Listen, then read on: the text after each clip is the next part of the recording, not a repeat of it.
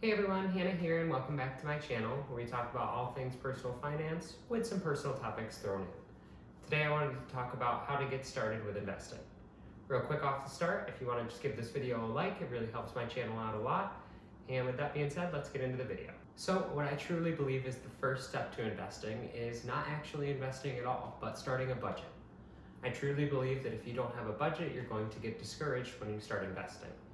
If you cannot properly identify where you're spending your money, you cannot properly identify how you are going to reduce that income down, so that way you can invest the difference. I personally use You Need a Budget, but there are other free sites such as Personal Capital and Mint.com where you can track your spending and begin to cut your spending down a little bit so that way you can have some excess money to invest with. Once you have determined how much you can truly contribute every week, it's finally time to start investing. So step 2 is going to be automation.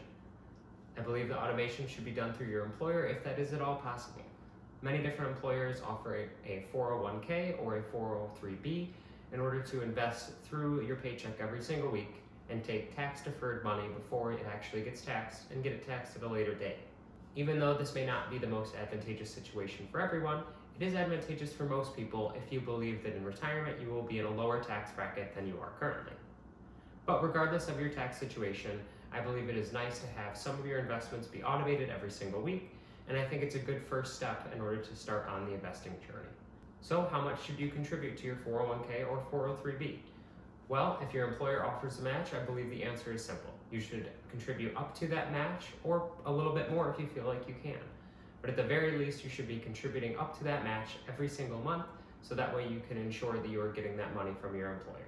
It is essentially free money that you're being given, so make sure not to leave it on the table.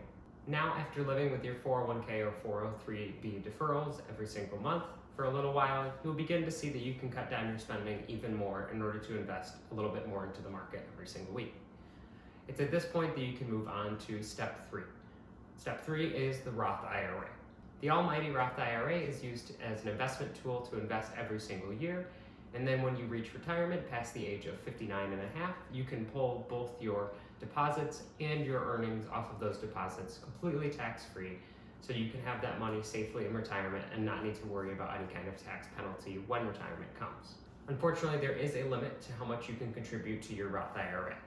For most people, it is around $6,000 a year, although if you are at a later stage in life and you are trying to catch up on your investing, you can sometimes contribute a little bit more if you are above that age. There are many different places where you can get your Roth IRA from, but I truly believe that M1 Finance is a great tool to use for your Roth IRA. If you would like, there is a link in the description that you can use to get started on your Roth IRA today. Once you have your Roth IRA account started, I believe it's important to set up weekly withdrawals just like you did with your 401k. Now this one takes a little bit more persistence because it's not taken out of your paycheck before it actually comes to you, but the same principle applies in that every single week you will have this set amount of money that's going to come out and go into your investment account. And this is why this is tied very much to that budget section that I mentioned earlier.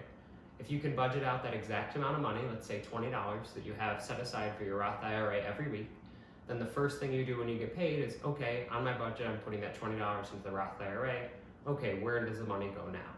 This will allow you to think about investing first and really start paying yourself first, which is really the most important thing in life.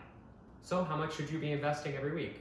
I think you should be starting small with your Roth IRA and building it up over time.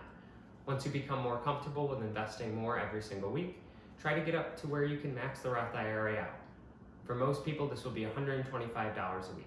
Once you have maxed out your Roth IRA or feel like you can diversify your portfolio a little bit and it'll make you a little bit more happy to have your investments spread across different accounts, it's time to think about individual investment accounts and cryptocurrencies. There are many different places where you can start your individual investment account, and I believe that Robinhood and Webull are two very good choices, and there's links in the description for those as well. I really enjoy both of these platforms because they have very fast trades, and the instant buying power allows you to be able to instantly invest your money without having to wait for it to clear to get to the brokerage. The thing I love best about individual retirement accounts is that you can afford to be a little bit more risky with your investments. Those accounts I mentioned earlier, the 401k or 403b and the Roth IRA, are considered retirement accounts, and I believe that those should be kept in a little bit safer of an allocation, so that way you can be ensured you will have those funds come retirement. But when it comes to your individual account, you can just go crazy. If you want to risk $1,000 on something that you think is going to be a great company, you can do that.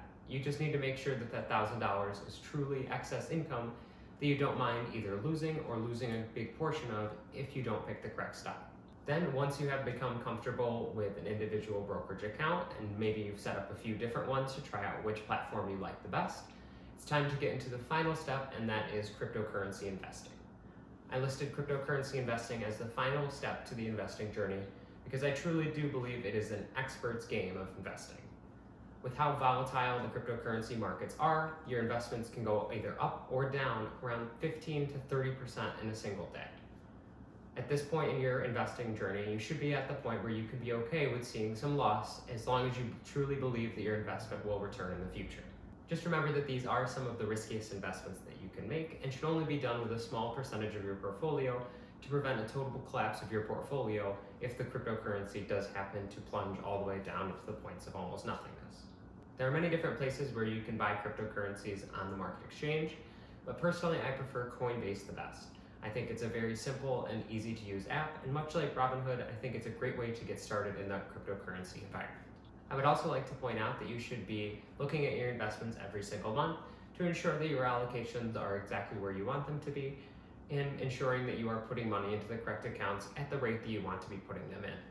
Obviously, the steps that I listed here are a good track for going from beginning to end, but that's not always the same for everybody. Sometimes people's journeys start at step 3 and then they go back to step 1 and 2. Sometimes they start cryptocurrency investing and then they go into their 401k.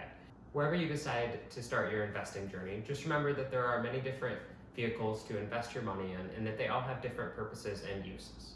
I truly believe that using a mix of all of these different accounts is the best way to ensure that you will have financial stability and financial freedom later on in life. And there we have it, my 5 steps on how to get investing starting from zero. I truly believe that anybody can go on this journey just like I have, and as of a year and a half ago, I had absolutely $0 invested into the market. And now I have invested enough money that I have grown to over $10,000 between both mine and Sage's investment accounts. I truly believe that this is a path anybody can follow, and if you put your nose to the grindstone and ensure that you are controlling your spending, everybody can be investing something, even if that's only $1 a week. I would love to hear about how you have either started your investing journey or how you plan on starting your investing journey in the comment section below. Again, if you thoroughly enjoyed this video, make sure to give it a like. It really helps support my channel and get my videos spread out to many more people. And last but not least, if you thoroughly enjoy watching my videos every time I put one out, make sure you hit the subscribe button so that way you don't miss a single one of my videos every single time they come out. Thank you so much for watching and take care.